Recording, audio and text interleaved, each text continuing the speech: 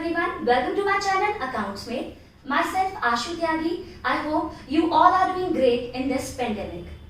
The topic which we are going to cover today is rules of debit and credit modern approach. मैं अपनी previous video जो rules of debit and credit की थी उसमें traditional approach आपके साथ discuss कर चुकी हूँ, जिसमें मैंने आपके साथ डिस्कस किया था कि अकाउंट्स को 3 पार्ट में डिवाइड किया जाता है, personal account, real account, nominal account. कौन से अकाउंट पर्सनल होते हैं, कौन से रियल, कौन से नॉमिनल, वो सब मैं आपके साथ डिस्कस कर चुकी हूँ।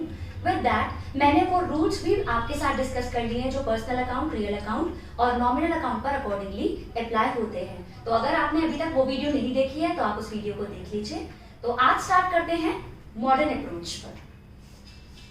अकॉर्डिंग टू मॉडर्न अप्रोच आपको अकाउंटिंग इक्वेशन तो याद ही होगी, asset is equals to capital plus liability. जितनी भी प्रॉपर्टी ऑर्गेनाइजेशन से बिलोंग करती हैं उसका टोटल इक्वल होता है the amount introduced by the owner that is capital plus outsiders liability. इसी इक्वेशन को थोड़ा सा और एक्सटेंड कर देते हैं। इसमें अगर हम ऐड कर दें रेवेन्यू मतलब सारी होने वाली इनकम और एक्सपेंस बिजनेस के डे टू डे एक्टिविटीज के और जो भी पर्टिकुलर असेट को खरीदने से रिलेटेड या रेंट पे करने से रिलेटेड XYZ जो भी खर्चे हैं एक्सपेंस को कवर कर देते हैं। ठीक, तो असेट में आपके सारे अकाउंट कवर हो जाएंगे जो भी ऑर्गेनाइजेशन की प्रॉपर्टी है वो वाले, जैसे cash account, bank account, debtors account, furniture account, prepaid expense, prepaid मतलब paid in advance, accrued income, कोई इनकम ड्यू है और आपको रिसीव नहीं हुई है, वो सारे अकाउंट कैटेगराइज हो जाएंगे किस कैटेगरी में, असेट। ठीक, आप जब ट्रेडिशनल अप्रोच कर रहे थे तो मैंने आपको बोला था कि जो आपका बैंक है वो आपका पर्सनल अकाउंट है और कैश आपका रियल अकाउंट है क्योंकि वो असेट है। बट यहाँ पर क्योंकि आपने पर्सनल और रियल तो कुछ बोलना ही नहीं, यहाँ आपको बोलना है असेट अकाउंट। ठीक, तो कैश भी असेट है और बैंक भी असेट है एज पर मॉडर्न अप्रोच। ठीक, अब बात करें अगर कैपिटल की, तो कैपिटल में सबसे पहले चीज कैपिटल तो इंक्लूड होगी ही। ड्रॉइंग्स अकाउंट को भी कैपिटल में ही कैटेगराइज किया जाएगा कि कैपिटल रिड्यूस हो गई। ठीक, इस पार्ट पर या ड्रॉइंग्स वही होता है कि ओनर कैश विड्रॉ करता है फॉर पर्सनल यूज, तो ड्रॉइंग्स अकाउंट को भी आप कैपिटल अकाउंट ही मानेंगे कि कैपिटल घट गई। ठीक, अब लायबिलिटीज में बात करते हैं क्रेडिटर्स की। Creditors means business purchase goods from them on credit, business उधारी पर इनसे गुड्स खरीदता है तो ये बिजनेस की लायबिलिटी।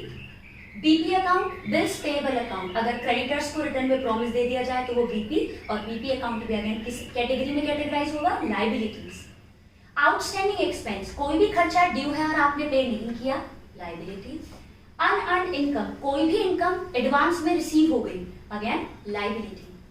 रेवेन्यू में आप क्या चीज इंक्लूड करेंगे, गुड्स को सेल्स अकाउंट जैसे, तो गुड्स को सेल करके जो कैश आपके पास आया, income, revenue. Rent received, revenue, commission received etcetera, जो भी इनकम बिजनेस में जनरेट हुई है वो सब रेवेन्यू की कैटेगरी में कैटेगराइज कर दीजिए। उन सारे अकाउंट्स को। एक्सपेंस, परचेज अकाउंट, गुड्स को खरीदते टाइम जो पैसे गए एक्सपेंस है, purchase account. Rent paid expense, कोई भी डिस्काउंट आप अलाउ कर रहे हो एक्सपेंस, डिस्काउंट रिसीव होता तो रेवेन्यू।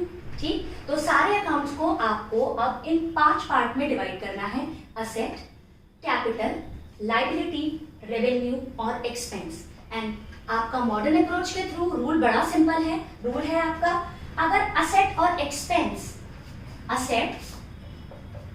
एक्सपेंस पर एक ही रूल अप्लाई होगा, अगर ये बढ़ते हैं तो आप उन्हें करेंगे डेबिट और इनका बैलेंस भी नॉर्मली डेबिट का ही होता है। अब ये डेबिट का बैलेंस क्या, ये आगे आने वाली वीडियोस में हम समझेंगे।